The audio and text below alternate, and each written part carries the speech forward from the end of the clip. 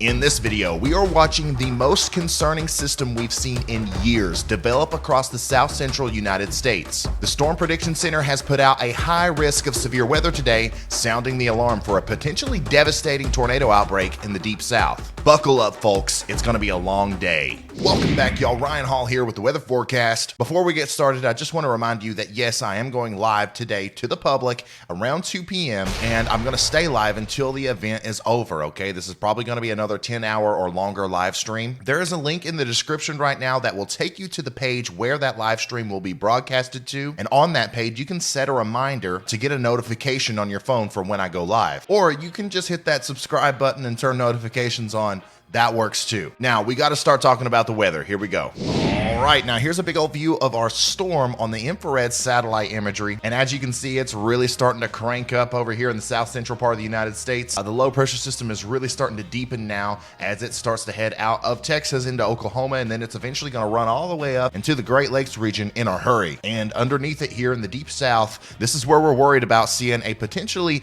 devastating tornado outbreak today. The first thing I did this morning when I woke up was check this satellite imagery, and I really got like a bad feeling in my stomach when I saw it, because this clearing down here in the warm sector is the last thing you want to see in a situation like this. So if you live out here near Starkville, Tupelo, Huntsville, or south central Tennessee, hope that this down here starts to fill up with some convection and some cloud cover, because if it doesn't, we could be talking about a worst case scenario situation here, okay? Now let's take a closer look at that on the weather models. All right, this is the high resolution rapid refresh model. It's my favorite model to look at when it comes to severe weather events, and we're this close out. It's been super accurate this year. I hope that it's not accurate today though. Let's take a look at this. So we're going to look at all the severe weather parameters here today so we can really help you dial down exactly what's going to happen. First thing we're going to do is we're going to look at the timing, when the storms are going to arrive and all that stuff with the simulated radar, okay? If you want to keep up with the time, it's going to be above my head constantly up here. So this is what the radar should look like around the time this video goes up, around 11 a.m. Eastern. Let's pull this forward a little bit into noon,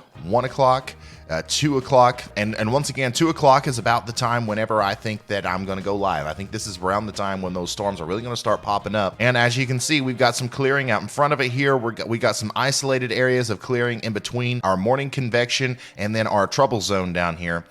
Once again, our saving grace is going to be if we can get a lot of cloud cover and a lot more storms and little rain showers to form up right here. The more stuff that we have that forms right here in between these two areas of convection, the better off we're going to be. Now, it's not going to stop the tornado outbreak. There's more than likely going to be a tornado outbreak inevitably today.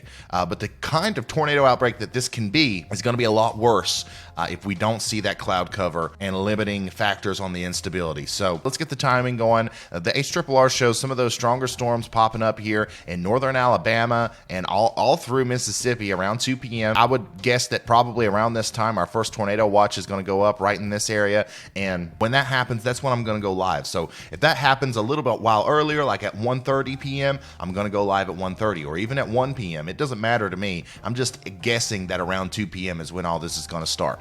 Now let's push this forward into 3 p.m. Now we're really talking about multiple supercell thunderstorms popping up here in the deep south. This is a very concerning look here on the HRRR from Memphis, Tennessee, all the way down to Jackson, Mississippi, and then all the way over to Huntsville, Alabama. Everybody needs to be on high alert today. Right around 2 or 3 p.m., that's when it's all going to start. 4 p.m. looks even more concerning, with the HRRR actually showing discrete supercells here in a fashion that, you know, we haven't seen in a long time. Let me zoom in on the deep south there. Look at that. You can see just band after band of supercell thunderstorms moving over the same areas again. Now that high risk of severe weather is going to be right here. Tupelo, Mississippi, and Huntsville, Alabama are probably the two biggest, most populated areas that could be affected by these significant tornadoes today. So if you know anybody in those areas, if you know anybody that lives around there, even as far north as Nashville or as far south as Birmingham, make sure you share this video with them, okay? We talked yesterday about how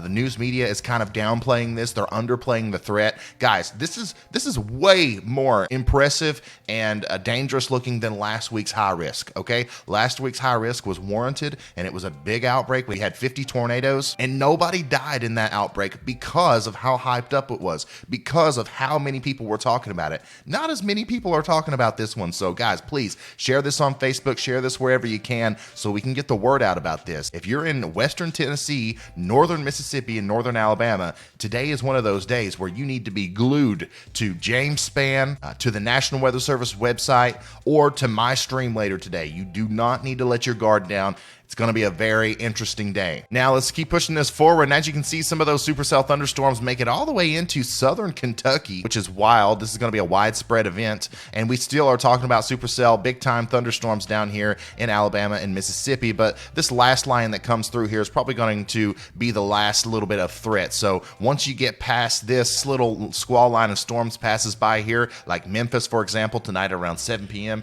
you're going to be in the all clear. Let's zoom out again. And as you can see, we got those big storms. The biggest threat around 8 p.m. tonight is going to be right here in the central Tennessee area and the northwestern Alabama area, as these storms are going to really pack a punch in the Nashville area all the way over to Cookeville, and once again possibly as far north as Bowling Green and Paducah, Kentucky. You got to be on high alert today, as these storms are in an environment that we hardly ever see. Okay, these are not regular storms, these are super storms. All right, I don't know how else to explain it. Now let's keep pushing this forward, and the HRRR is showing a big storm here in northeastern Kentucky with a huge updraft on it. I don't want to take the HRRR model to heart and say that this is exactly what the radar is going to look like, but the HRRR has been incredibly accurate this year, so also don't want to throw it away. And then finally, once we get into about midnight tonight, the tornado threat subsides substantially. It's going to be highest over here in northwest Georgia and eastern Tennessee. I would watch out around midnight. There's going to be some big storms moving through the Gatlinburg, Pigeon Forge areas, Chattanooga areas, and the northwestern Georgia areas. Watch out for those storms. The tornado threat's still going to be there, but it's not going to be as significant as what it is, to your west. So let's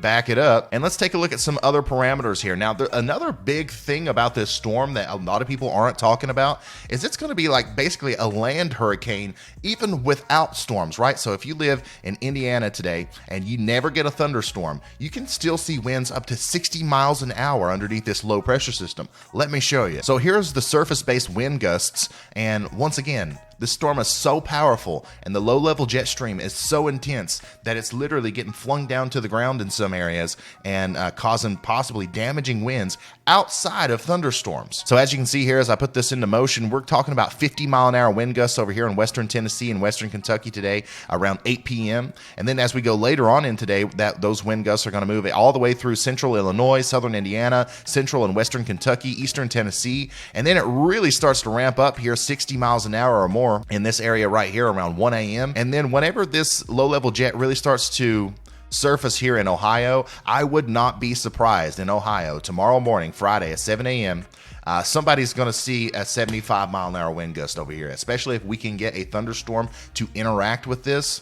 Obviously, the widespread thing is going to be 40, 50, 60 miles an hour, but somebody's going to see a hurricane force wind gust in Ohio tomorrow morning, even though they're outside of the, high risk and moderate risk and stuff. So you need to be on the lookout for that as well. Even though you're not under a severe thunderstorm watch, you're not under a tornado watch in Ohio, Indiana, northern Kentucky, Illinois, throughout the duration of the storm, you're going to have possibly sustained winds around 30 miles an hour with gusts up to 60 or 70 miles an hour. Especially here in central Ohio in the early morning hours tomorrow. Watch out for those strong winds as this giant, powerful, massive storm just goes right over you. And then as this moves off to the east, we're also going to expect those winds to really hammer the western Pennsylvania areas. And then those winds do make it all the way up into Vermont, New Hampshire, and Maine. Here's that 850 millibar jet stream winds here. This is the lower level jet. Once again, absolutely insane. We're talking about 50, 60 knots right around the time we get those big storms forming up here in Mississippi and Alabama. And then that quickly ramps up to 60 and 70 knots in Tennessee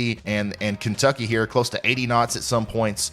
And yeah, this is just one of the most concerning images or series of images I have ever seen while forecasting severe weather. The way that this trough is angled and the way that this lower level jet stream is going to interact with the surface winds, there's just going to be so much turning with height. Every thunderstorm is going to rotate, and the stronger the thunderstorm, the stronger the updraft, the stronger the tornado. This is the kind of stuff that sparks major tornado outbreaks, and unfortunately, I do think that's what we're going to be talking about today. Let's take a look at that convective available potential energy, okay? This is the fuel needed for thunderstorms to form, and there's going to be plenty of it. Down there in Mississippi, in the environment where the storms are actually going to be forming today, we're talking about close to 3,000 joules per kilogram, right there at the peak, with a wide open area of 1,500 to 2,000 joules per kilogram, all the way from Louisiana into Georgia, and all the way as far north as into southern and western Kentucky.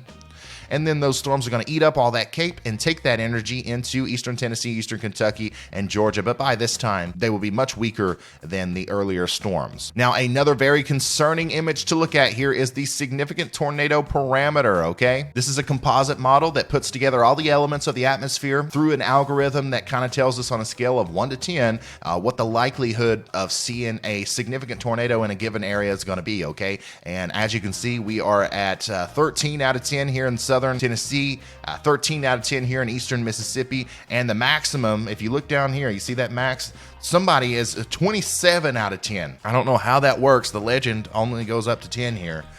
So I don't know what to tell you. 27 out of 10?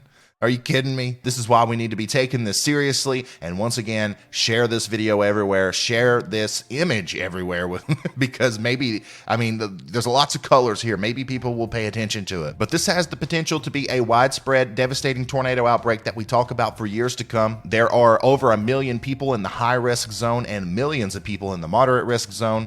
So there's a lot of people that are going to be affected by these storms today. You can be a hero. If you're watching this video right now, you are a weather enthusiast, or you at least care about the weather.